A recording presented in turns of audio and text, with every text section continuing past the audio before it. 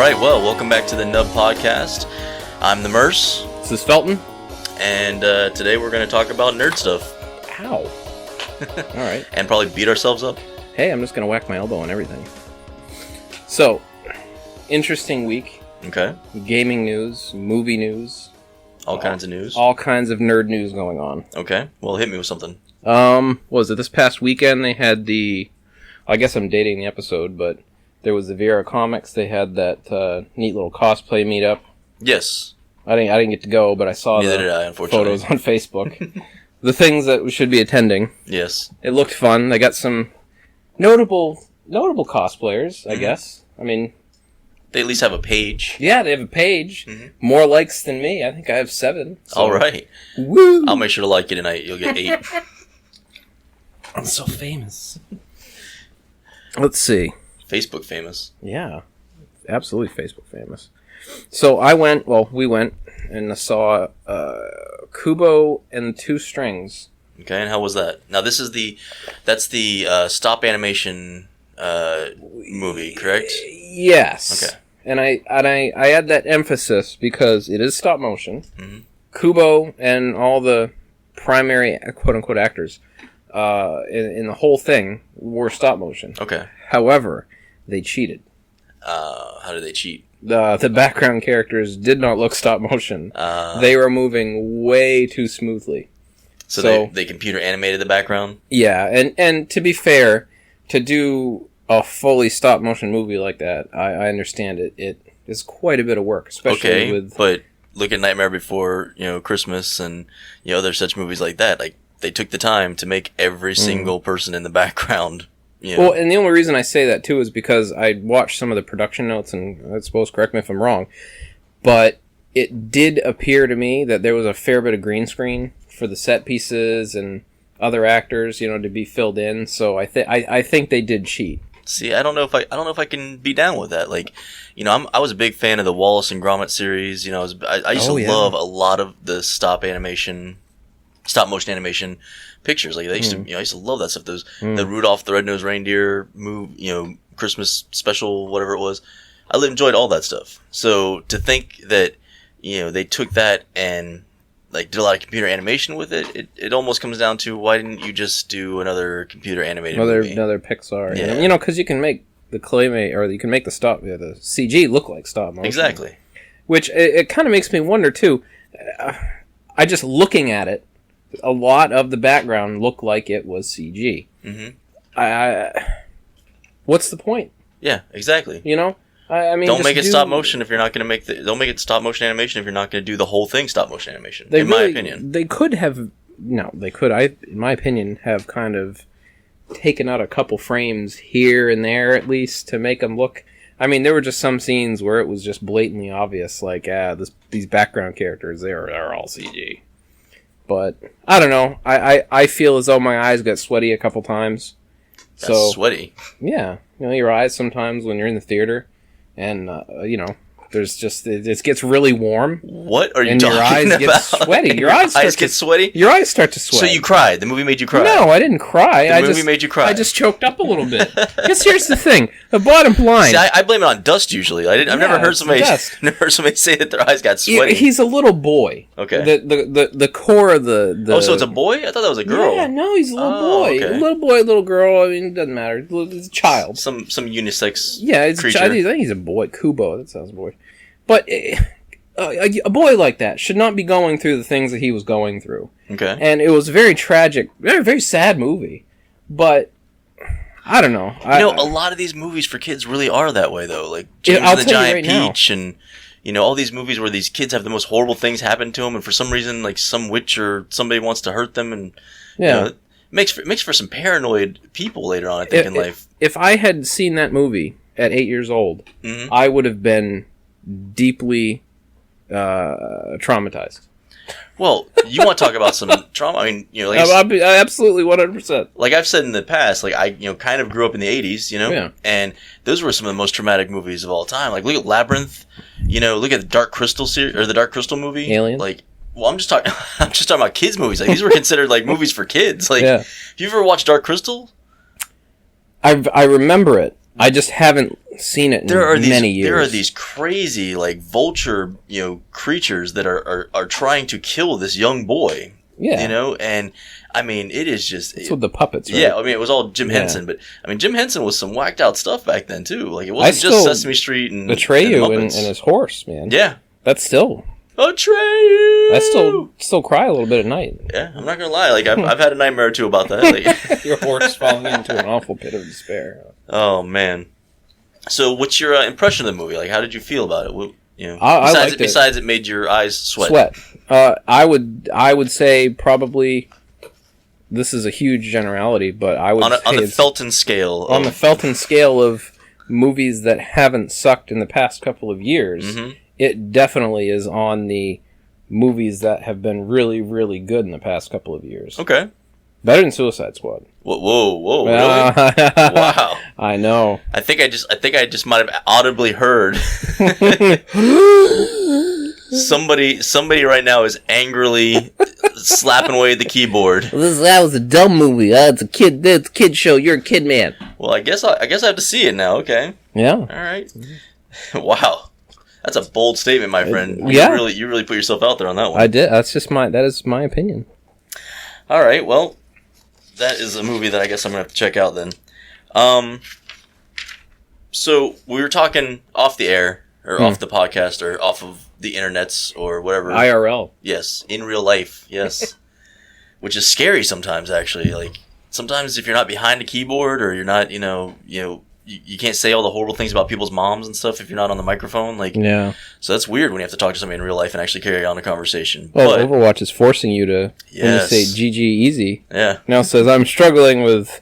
I had no idea what was going on. I just thought this was some stupid meme. Mm-hmm. I had totally and completely forgotten about it for days. And then I'm like, why the hell is everybody saying this?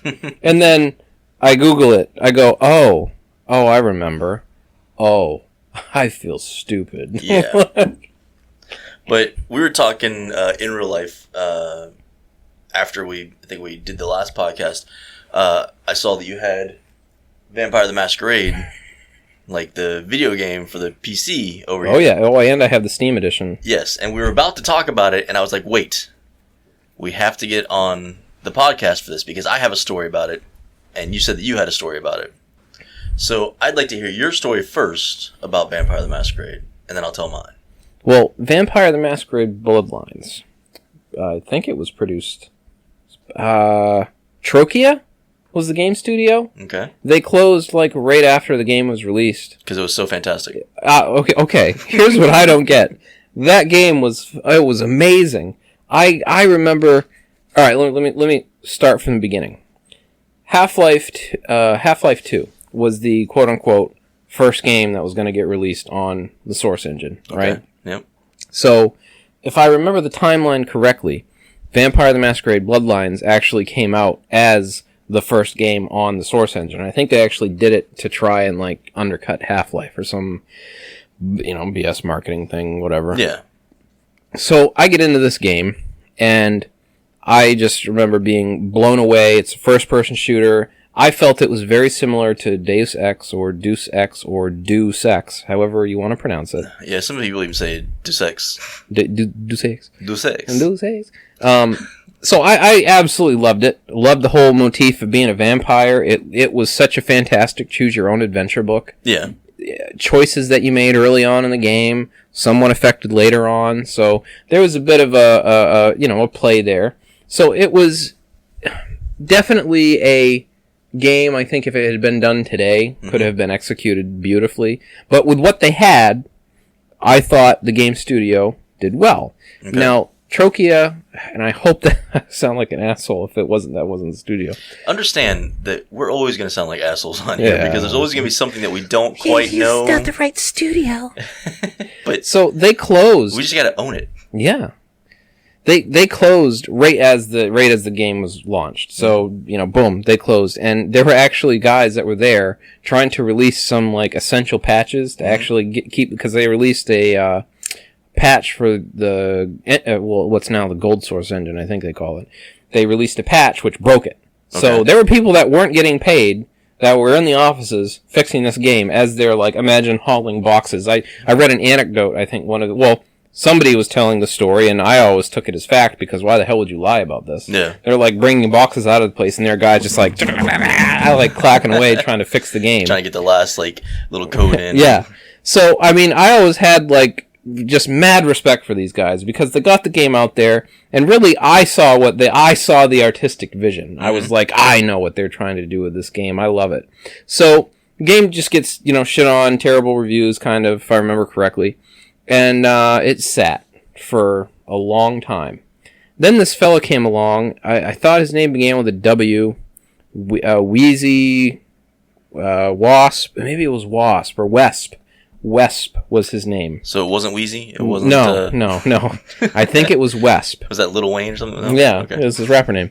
And what this guy did over the course, in his own time, over the course of many, many years, actually restored content that they had cut out due to time constraints, fixed quests, added in, all this good functionality, refined the game, and you could actually, and years and years and years later, I saw, like, oh wow, you got to play it with this, okay. It was a completely different game, just like in how refined this guy had done. Mm-hmm. Like, this was his magnum opus of mods, that he took this game that had been abandoned and just made it what it should have been. Okay. And I remember playing through that first time, and I think I played through, every time he released some kind of update, I was like, well, I'm not going to make another character. And I remember, I think my favorite playthrough was I made a batshit crazy Malkavian. Mm-hmm. And that was the single most fun RPG experience now, the Malkavians, I ever had. The Malkavians were the ones that were like Nosferatu, right? Is that? They were kind of. Okay. They walked upright, right? Okay. But the Malkavians, or at least in the game, were absolutely insane. They drank the pure blood of their ancestor, and I for some reason think there was some diablerie that was involved with him, which is why he went crazy. But the funny part is your character could hear whispers, and when you would see somebody at first, they would always be like some type of thing, like, he knows what's in your soul. But it was like disjointed. It's like being a schizophrenic. Yeah. And I just thought that gaming experience with this character where you can't really trust or see. Like, you full on have a conversation with an anchorman on a television at one point. Oh yeah. And I was like, this is it. This is genius. Yeah, mind blowing. Yeah, and I think this was mods that this guy created. No, he just restored content. Okay. He didn't do too terribly much other than. So this was stuff that was already supposed to be in the game. Yeah. And okay. But he just basically, he refined the game a lot. Now, I'm not entirely sure how much he had done for the Malkavian, but for some reason, my memory, this is probably something I should look up and research before I talk about it. But I think he actually restored quite a bit and made that what it was by fixing it. Yes. And I just remember that was so funny. And I remember having this, like, cheetah, like, or black and white, not zebra. Maybe it was zebra. I don't know. I had this big fur coat and a pimp hat, and oh man, I ran around with a baseball bat hitting everybody. Now, you do realize that this was an RPG originally, like an actual tabletop RPG. Many years later, I did. Okay. So my story kind of revolves around that. You see, when I was growing up, I always wanted to play Dungeons and Dragons. This is sad because I grew up, this is going to sound, I'm going to sound, douchey, I guess, when I say this, but when I was growing up, I had a lot of friends, that were... I had a lot of friends. I was popular. Everybody loved me. I was like a closet nerd, though. I collected comic books, I collected Legos, I watched Star Wars pretty much every weekend, all this other stuff. But a lot of my friends weren't into the same thing. A lot of my friends weren't on that nerdy side. And the few friends I had that were nerdy thought I was too non-nerdy to be into, the things that they were into. Mm. So I always wanted to play Dungeons & Dragons, and I didn't even know. And I could punch these guys in the face for the longest time when I found out later that they've been playing Dungeons & Dragons since we were kids and never invited me because they didn't think I'd be into it. I remember asking for Christmas one year when I was like 13 for the Dungeons & Dragons Red Box. And I got the Dungeons & Dragons Red Box. It's like a starter kit for Dungeons & Dragons. Yeah. And I was opening it up and playing with it by myself, basically, reading through the rules. Like, it didn't make any sense to me because I didn't understand exactly how it worked. But, the whole time I was like, man, I wish I could play this with somebody. And, I spent years not being able to play it with somebody. Well, when I got older, young adult, a friend of mine, his name's Chuck. He had been playing the tabletop RPG things for a long time, Dungeons and Dragons and such. And he told me that he was in a group playing this Masquerade. Yeah. Vampire the Masquerade.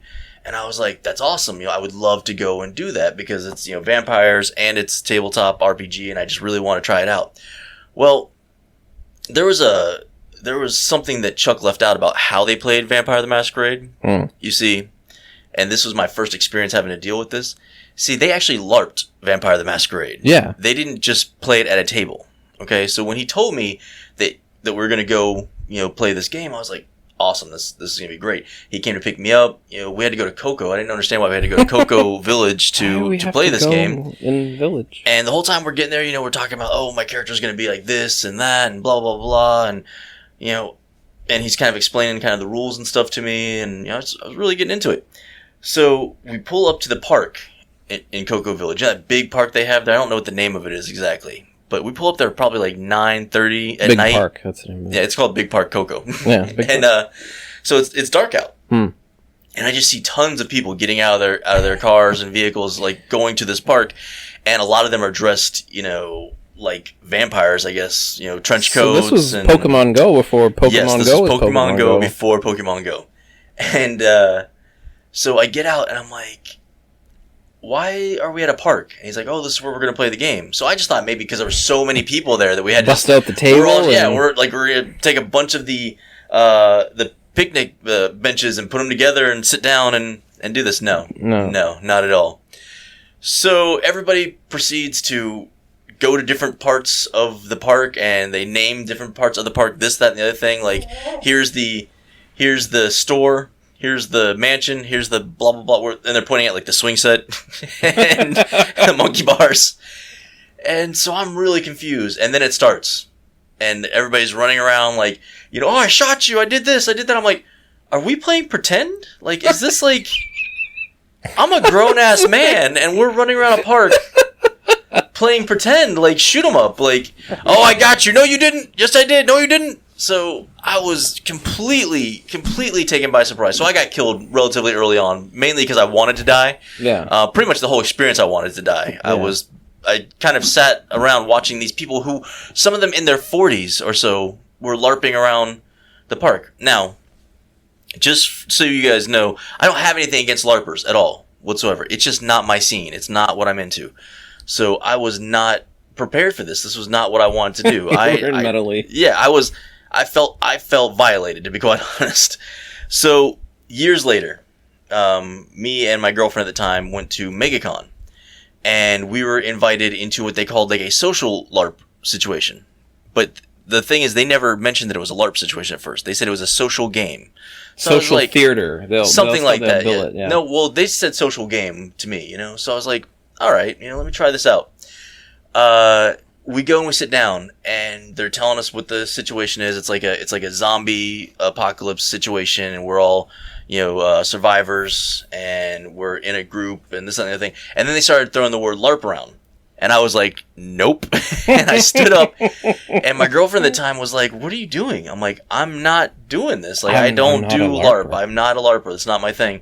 And she's like, "Well, let's just see what it's like." So, I'm thinking it's going to be another one of those, I shot you, no you didn't, I shot you, no you didn't. Not at all. This was one of the best experiences I ever had, actually, at a con. We all were in a survival group, as it were, and we were put into a black room. And, not completely black, you could see a little bit. But we all had our own little roles. Each person had a character name and a sheet that kind of explained our motivations and such. So we were kind of like improv acting, in this little room. Okay. And the situation was that somebody that was previously in our group has been killed by the higher ups in the community that we're surviving in, because of stealing or something like that. But it was all kind of shady.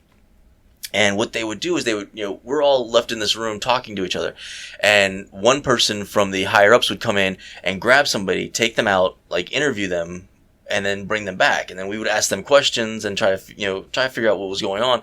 And it built up all this paranoia and all these, things. And we started accusing each other, and it just like started spiraling out of control. It was fantastic. It was one of the best experiences I ever had. There's no combat. There was no anything. It was just straight up talking and trying to figure out what was going on. And it was one of the best experiences of my life.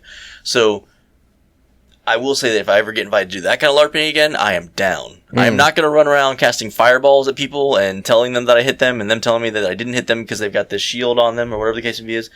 But, man, I would love to do that again. Now, there is a new game room, I think, over in Orlando. And it's my understanding that, and also, too, what a small world. There's a tail end to this story. Mm-hmm.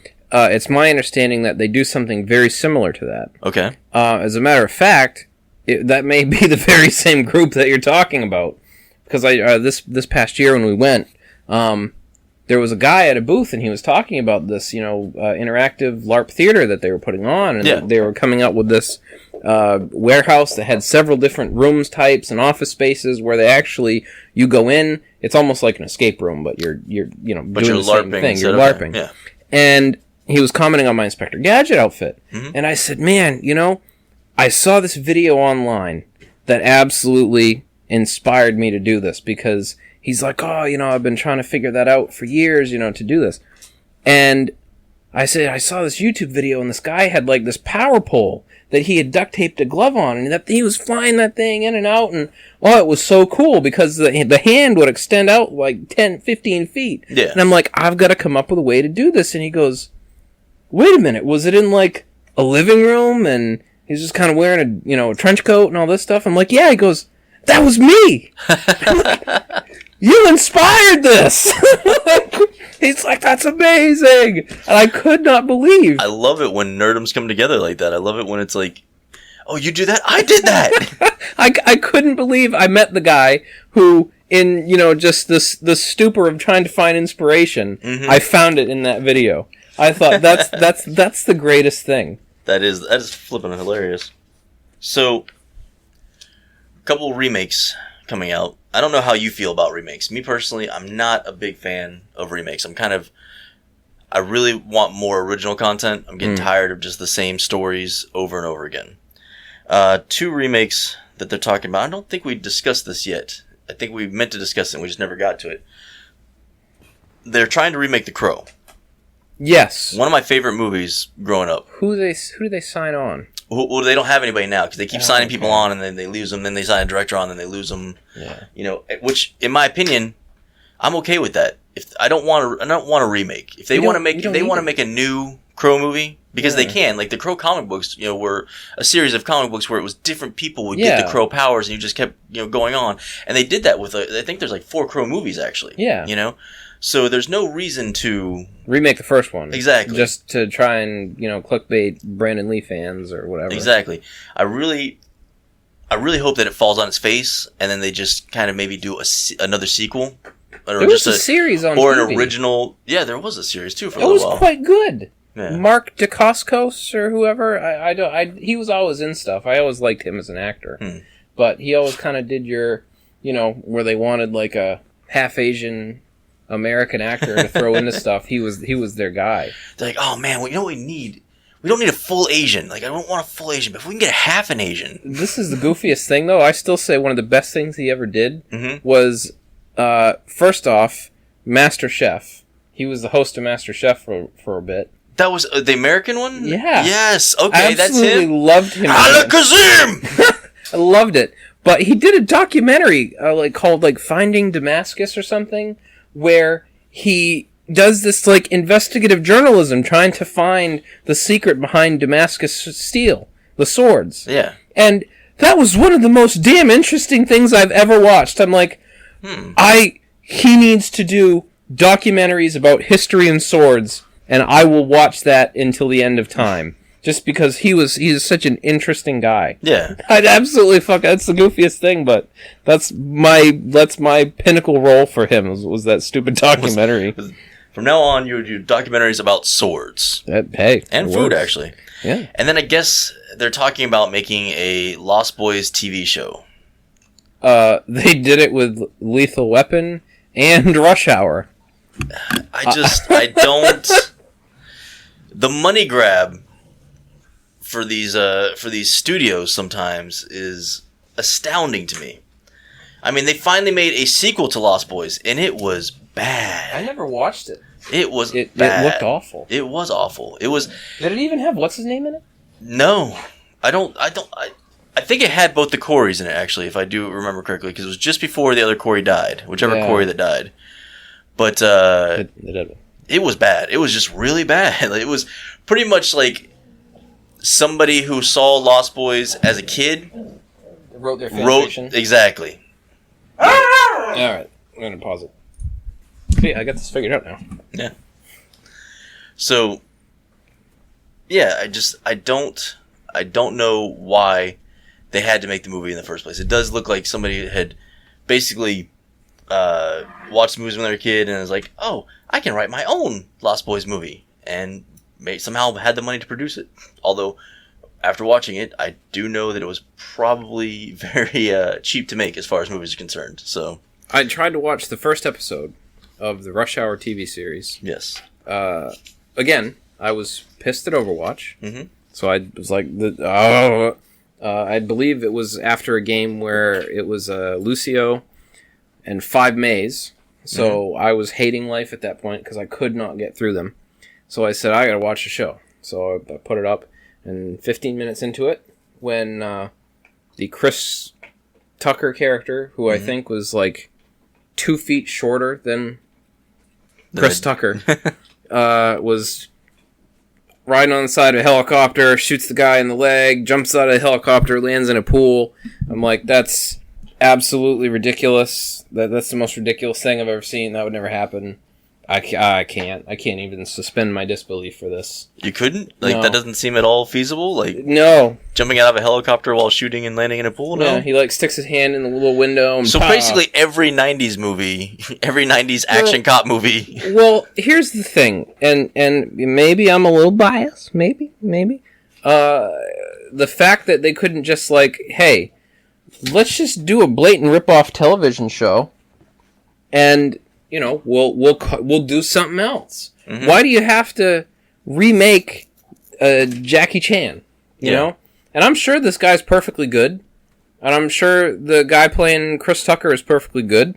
If that's even what they're doing. I honestly didn't invest enough to even care to see if they had different names from the movie. Mm-hmm.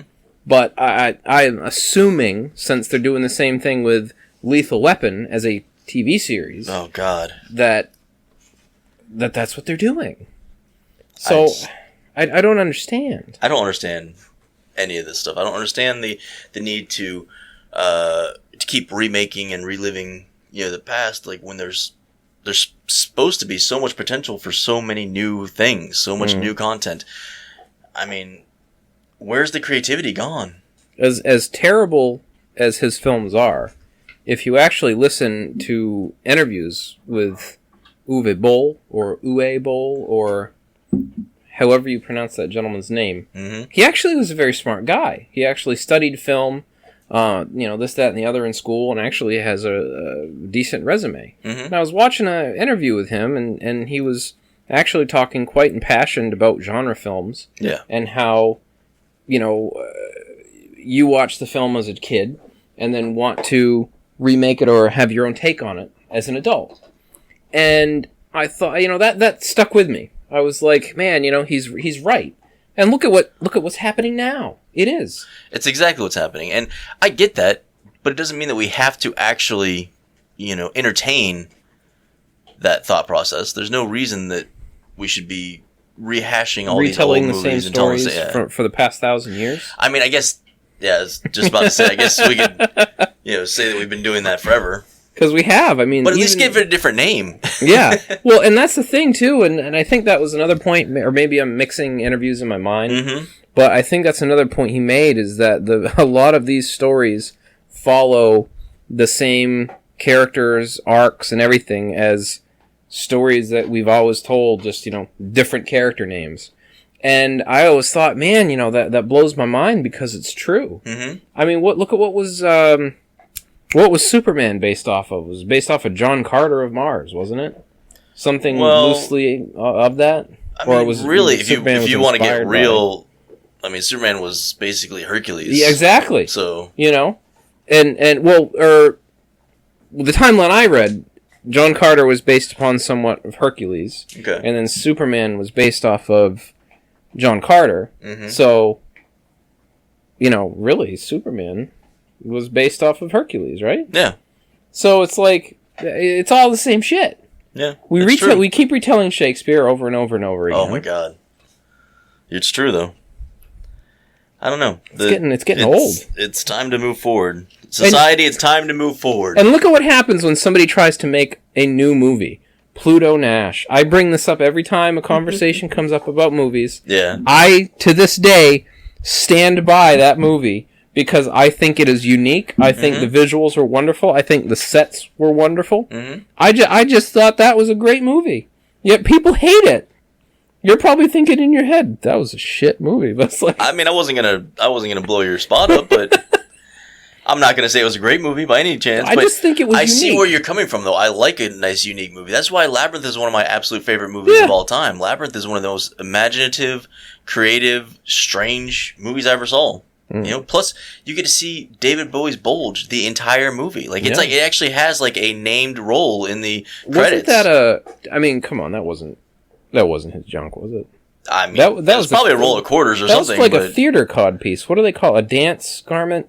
Listen, I wouldn't put it past David Bowie to have that magnificent of a groin. Like he was just an amazing man. What's funny is on like some of the cosplay Facebook groups, like the Replica Prop Forum and stuff like that, and Nerds United and Brevard and Space Coast Cosplay Nerds United and Brevard, drop it. I've seen several discussions on a lot of different forums about guys with their Spider-Man outfits and how they're grape smuggling. And there are genuinely guys that are like, I don't want to look like a creep. What do I do? And put a cup on. Well, it's not necessarily a cup. It's like, it's padded. Okay. And it's actually what they wear in theater to like kind of give you that Ken doll look. Yeah, cod piece. But there's a name for it, like a dance belt. I think that's what it's called. Oh, okay. I thought it was called a cod piece. Yeah. And I found that out and I'm like, well, that's absolute genius. Well, maybe that's what David Bowie was rocking. But I will say, I think if you get curled up in there. If you actually get like the extended version, like the special edition, I believe that his crotch actually has a singing part in it at one point in time. Like it's after You Remind Me of the Babe. Somewhere in there, there's like a whole like 10-minute. No, just I'm like you're fucking with me.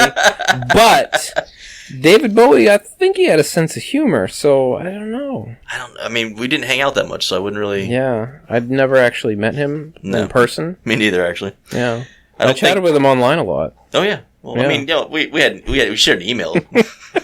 Email correspondence over the years. I mean, stupid cat pictures all day. Yeah. David Bowie was great for sending those stupid cat pictures, like the hang in there Monday, cat picture, all that stuff. He loved. I'm also friends with Mente Teo's girlfriend too. Oh yeah, yeah.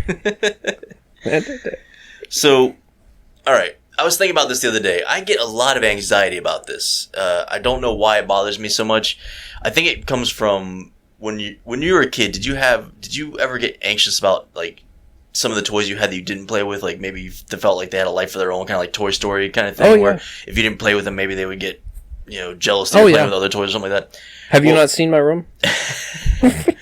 Well, actually, I haven't, so you can show me that a little bit. Actually, I've cleaned. Felton Hot Glue can show me that a little bit. Oh, this room. I thought you meant the room. I thought you meant where all the magic happens. These little memory boxes of shit that I just cannot, like that shoebox behind you. Yes. I literally cannot throw that stuff away. Well, here's my problem. That's moved into my adulthood.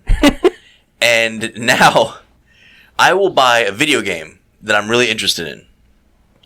Or a board game, actually, for that matter. That I'm really interested in, the one I really want to play, I really want to get it, really like the concept, the theme, whatever the case is, and I will not open or play that game for months. There are games that I bought last year that I haven't played yet, and when I see them, I start to actually get anxious about it, and then I feel like maybe I've gone too long without playing it.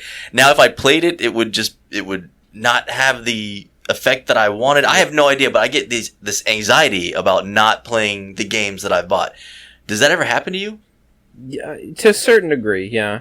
I mean, maybe I'm just neurotic. PC games, I guess, because I'll get into like a game like The Witcher. Mm-hmm. the beginning, it's all so overwhelming. There's just this giant world, and I'll be into it like hardcore. This is great. Yeah. And then you get to a certain point where I've explored every square millimeter, not done the main quest at all, and I've just gone and fucked off for 100 hours, like literally not participated in the story.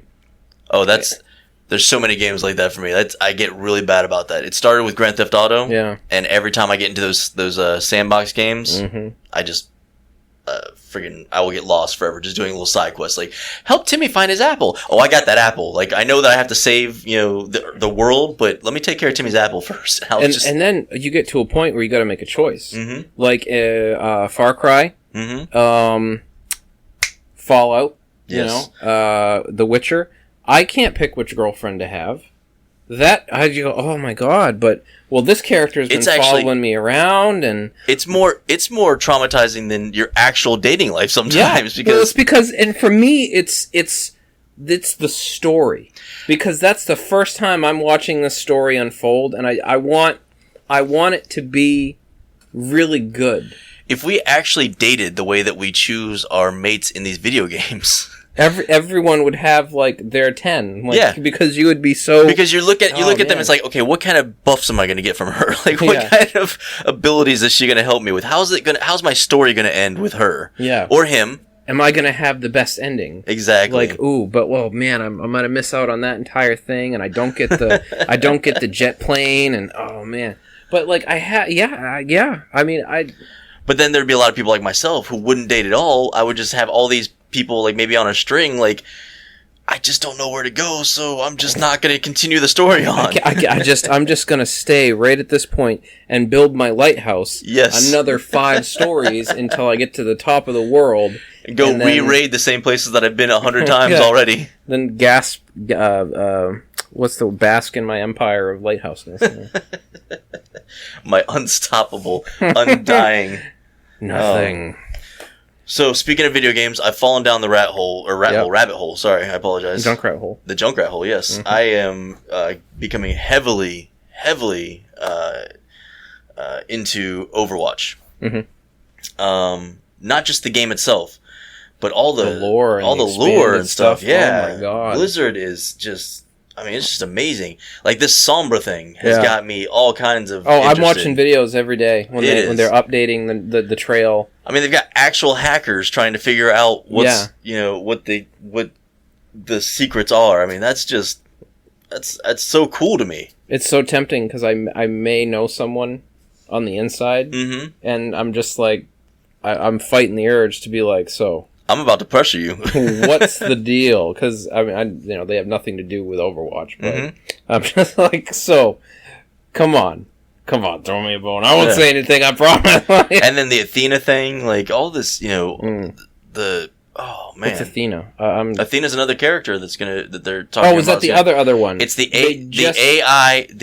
AI that's throughout the game that talks to you. Yes, is actually going to be a playable character. Okay. If you saw the short clip, or wherever they call it, the Overwatch short films with the gorilla, what's his name? Harambe. No. That's what everybody calls him, so let's just go with it. So, yeah. All right, well, with the Harambe. Yeah.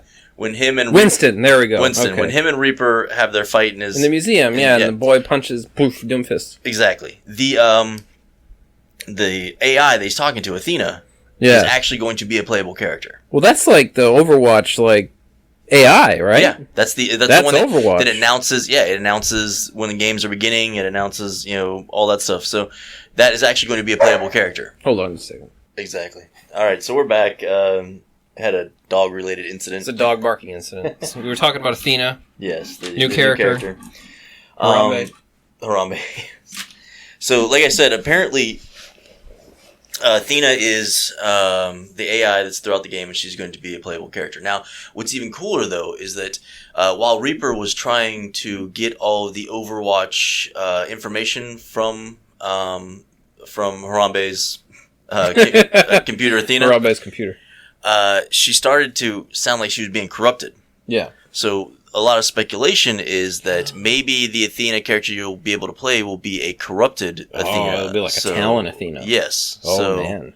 But there's all kinds of there's pictures of what Athena probably looks like. I guess because there's a Overwatch photo that you see in one of the videos where there's and it's got this like computer looking thing or robot looking thing. Yeah, there's a robot looking thing that has this on its head. It has the same exact symbol that Athena has on the computer screens every time she's talking and interacting. So okay, it'll be interesting to see. Did you know what happened to Widowmaker? No. Oh wait, didn't she kill her own husband or something? Yeah, like, I didn't know all this lore that you find out. I just found that out. I'm like, that's awful. Like, that's some straight up Winter Soldier shit right there. Yes. But that's why I'm loving the lore of the game. Like, the game itself is a lot of fun. You know, I'm becoming really disgusting with May, pissing a lot of people off. Have you picked up the voice line yet? The voice line. Amazing! Oh. I spam that. Whenever I pick her, I just run around yelling, amazing! Especially after you kill somebody. I'm still relatively young in my Overwatch experience. I believe I'm only level, I want to say 20 maybe. So I still got a long way to go. I piss people off because I enjoy shooting tree trunks from a bow, so I have to pick Hanzo. Of course. And part of my problem is I usually end up getting play of the game. Mm-hmm. So I've been winning a lot, getting play of the game, and that was the reaction from the other team. Was we played, we won, and they all picked May the next round. Yeah. And I'm like, I deserve this. This is my fault. I brought this on myself. This is my fault. I can blame no one else but me. I complained about there being 2 Mays. Yes. This is my fault. No. No, I've definitely fallen into the rabbit hole of Overwatch. I read about it. I watch the YouTube videos. I play the game. I guess there's an online comic book that I haven't checked out yet, but I'm going to check that out. There's a bunch of different stuff. There's some background on McCree and how he has to dispense justice somewhere in the world at high noon time. Mm-hmm. Actually, there's actually an interesting story with McCree about he actually ran with several different gangs, I think, but only during like heists and things that he thought was dispensing justice. Yeah. So he's high noon somewhere in the world. I finally caught the director in the Hollywood map when he starts reading the script about McCree, and he goes off the whole thing, and I'm like, that's so great. Like, it's corny, but it's so great. Yeah, I'm really in love with the game. And the only thing is it kind of leaves me wanting a first-person experience in the game, if that makes any sense at all. Like, I would love to have like a first person story. Oh, like a story mode. That kind of would explain everyone's connection and how Overwatch fell. And here's the problem. We're back to Battleborn. Yeah. Battleborn did that. Did they? Where Overwatch is strictly the multiplayer experience with the lore outside the game. Mm-hmm. Battleborn has those single player, well, not single, they're co-op missions, right? And as you're playing the co-op missions against the AI, you're accomplishing these tasks that are related to somewhat the characters, I guess. Mm-hmm. My favorite was Marquis, the insane robot. He was a sniper. Insane clown robot? Yeah, insane clown robot. But the group that he's part of, like there's different factions, is like these really, really rich, like the richest faction. Yeah. So he's just like this, like, like, you know, rich guy, like, assassin. I just thought he was great. So I'm like, well, obviously I have to pick him because he's the snooty rich assassin. Oh, he's great. It's like 007, but... Yeah, but better, like way better. He's a robot, no? But, well, once you make something a robot, it's much better. Oh, absolutely. Especially limbs. Yes. That's got to happen. Hopefully... That's why Soldier 76 is my absolute favorite character to play. Well, he doesn't have any... Are you sure? Because I mean, he seems like he's like half cyborg. No. Maybe it's just his cool mask looking thing. That's just the stuff they pumped him full of. Oh. It was good for something. Yeah. Oh, those chemicals they put in me were good for something. when Anna's flirting with him. I'm not dead yet. trying to seal the deal. Like every time those interaction happens, I always think I'm so clever. Oh, I love the little interactions too. Like Reinhardt and Anna. Mm-hmm. Oh, you're looking good. Oh, you're looking wonderful. I'm like, oh, are they about to smash? Like everybody's like, oh. I'm like, has no one made that joke before? Seriously? Oh well, I'll do it every time until somebody says, "I've already heard that." Oh man. Oh, ice alert! I'm chewing on ice. Sorry. So, any other interesting news out there in the gaming world? So this is incredibly vague. Okay. And I'm hoping maybe by telling the story I'll remember. But there's a pre-alpha game I saw a trailer for. Mm-hmm. It takes place in this, what I believe is this like almost Rubik's Cube slice of a Borg station. Yes. Or at least that's what, it looked like, this like, flat plane in space. Yes. And apparently it's this giant, like, luxurious palace, okay? And you play this girl with white hair and this futuristic space outfit, okay? So the whole premise of this game... Which is pretty much been my dream since I started gaming, was that someday I would be able to play a girl with white hair and a beautiful dress in some kind of crazy... It's like black. Oh, it's not a beautiful dress? No, it's like a black, like... Well, almost maybe when they come out with an expansion or something. Yeah, they'll have the dress DLC for $9.95. Exactly. Per coat. Per outfit. Yeah. So you get this space station. I'm assuming, and the shtick of this game is everything you do in the game, every interaction, every movement. I'm just going to call it the AI director because that's my point of reference from the Left 4 Dead days. Yeah. Okay. So the AI director records all this, okay? And then everything blacks out and powers down, right? So the only time that it's not recording what you do is when everything blacks out. Yeah. But when it comes back up, all of the... Oh, okay, so here's the thing. You're fighting clones of you. Ah, okay. So it produces somehow, inexplicably, all these clones of you. Mm-hmm. So when the power comes back up, they do the exact same tactics that you used. So if you're being stealthy or overly brutal or hand-to-hand combat, all this stuff, they will employ those tactics. Oh, wow. So two things never change. They will always seek you out and they will always want to kill you. Mm-hmm. That is so you can't like go around handing out cookies or something like that and then the AI will copy your behavior. Yeah. So I just think that is so crazy. Like that is crazy. Can you imagine the possibilities of crouching and walking backwards facing walls? Mm-hmm. Like I wonder, how deep does this go? Mm-hmm. Like if you can really fuck with the AI, like that is my curiosity. I don't care about the game. I don't care about beating it. I want to play it for 15 minutes and see if I can get the AI to do stupid things and go, I beat the game. Because what's the point? Like, it's never going to beat me now. I win. Haha. I don't know if it was called, like, Escape, or I don't rightly remember the name. I saw the trailer and thought, well, we'll just have to keep it in mind. Amazing. If it comes up, as it gets closer, we can Space game, white hair girl, kind of look like Kate Blanchett, really pale. Well, it's cool. So the space... The space Kate Blanchett game. Space clones, we'll call it. Space clones.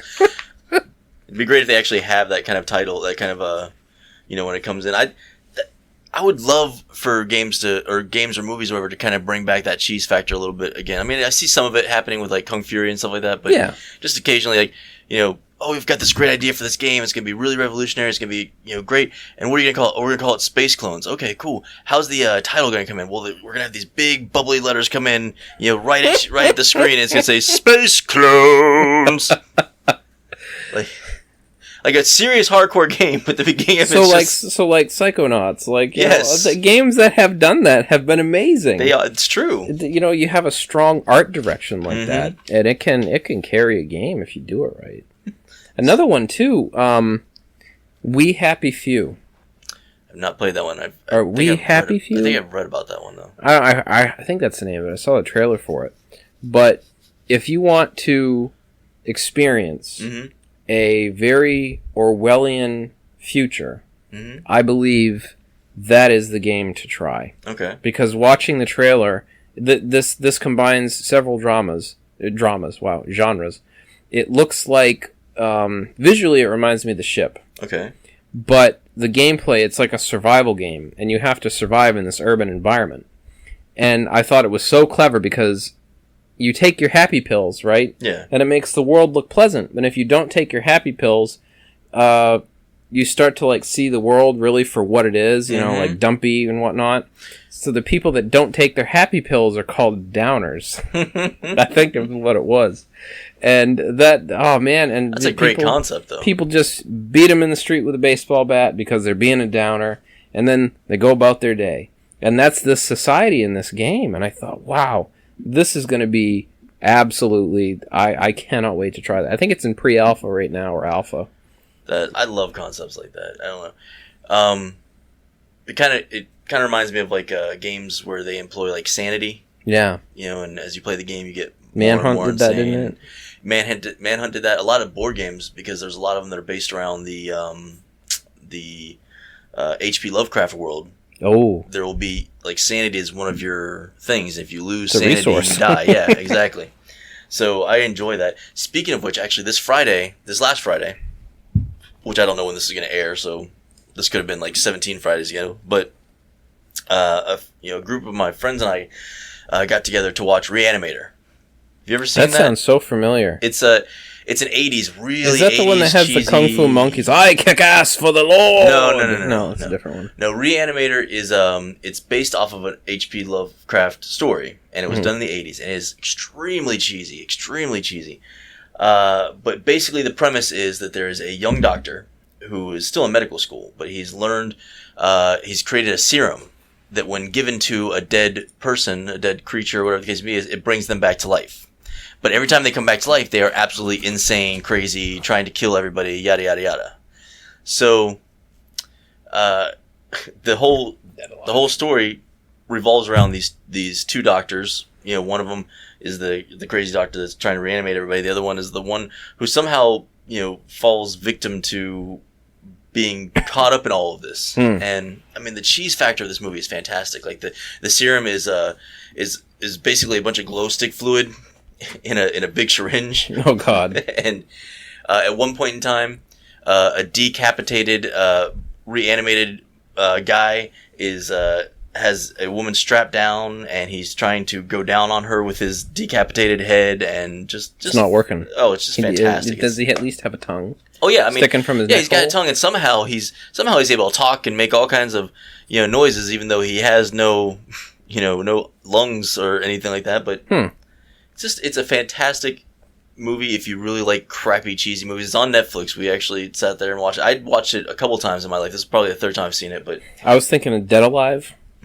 That's like the priest in the beginning beats up some zombies. I want to say it's a very similar premise. Oh. A doctor has a serum and he's bringing zombie people to life, and I just remember the beginning, and he's like beats them all up. I kick ass for the Lord. Like that stuck with me. I'm like, that's the best movie ever. I have to see this one. It's called Dead Alive? Dead Alive. Okay, I have to check this one out now. Now, I do remember a lot of the old, was it The Phantasm? And they had the... God, I love Phantasm. They had the 1, 2, 3, 4 quintuple or quad barrel shotgun. Yes. And he just aims it up in the trees where they had a bunch of tiny zombie creatures. Yes. And he just boom! And they all rain down dead. I'm like... Oh, that is the pinnacle of war technology. Why aren't we using this on the front lines? And then there was those cool little balls that would create little blades and stuff that came out and stuff. And then the brother died, but he actually had one, and he was actually okay, and he grew back or some horse shit. I don't know. Crazy. That was a very... Or Nightbreed. With all the craziness in that, did you ever see that? That sounds so familiar. Oh, Nightbreed's another one you gotta check out. It's I watched a lot of USA. Yeah, exactly. Up All Night. Oh my God, that was my jam. Who was the brother in Michael? He was in Walking Dead. He was the brother, Michael something. The brother in Walking Dead. Norman Reedus' brother. Oh, you're talking about from Boondock Saints and everything like that? Yeah, Sean. No, not Sean Patrick Flanery. in The Walking Dead, his brother. Myrtle. Yeah, I don't remember what his name is. Sorry. Well, Michael something, I think, for some reason, I want to say that he was in this, like, buddy action flick. Oh, yeah? On USA. With this, again, you got to pair a white and Asian actor together. Yeah. When you make a movie. But he was this, like, hard-boiled detective, and this guy was, like, a hitman. Yeah. And I just remember up late watching this movie one night going, why wasn't this in theaters? This movie kicks so much ass. I remember thinking things like that when I was younger. And you probably wouldn't be able to find a credit for that anywhere, but maybe. Well, I was addicted to all the post-apocalyptic Mad Max ripoffs that they had on USA Up All Night, including, which I think this movie actually was in theaters, but Cherry 3000 was like one of the ones I absolutely loved. Yes, where the guy falls in love with the prostitute robot, and her CD gets wet. Yes, or something. Some craziness like that. I thought that doesn't make sense because a CD getting wet. It would just be fine. Well, this is the 80s, though, we're talking about, so... Oh, no, my CD got wet! Her CD brain, which isn't a writable, really, memory at this time, got wet, so... there's a lot of serious questions that come arise. Like, so if she has a permanent memory, then what are her memories stored? That's the issue. It's true. Or wait, no, maybe that was it. Maybe her body got wet because he did her with the laundry. She puts the wrong soap in. Yes. Right? They did it in soap. Yes. And she blew up. So he had to take the CD out. That's what it was. So that was her memory. It was like one of them crystal discs. Yes, and he wanted to get the same exact model, if I remember correctly, right? Yeah. Yep. Crazy movie. Didn't he ends up... Doesn't he meet like a real woman? A real woman, yes. And they kind of fall in love, I think. Yeah. Yeah, and she was way better anyway. Yeah, crazy ass movies. I love the 80s movies. And I remember the beginning. They're sitting there signing a contract about how many times are you gonna do it and all this stuff. Like that sounds awful. We're at 56. I was probably All right. Well, this has been the Nub Podcast. I'm Merce. I'm glad that you took the time to listen again. Please tell your friends, like us, share us, whatever. This is Felton. Do all that. Yeah, do all that. And go see see Kubo and the Two Strings and experience true eye sweat. Yes, true, actual eye sweat. Your eyes will sweat during this film. Yeah, see ya.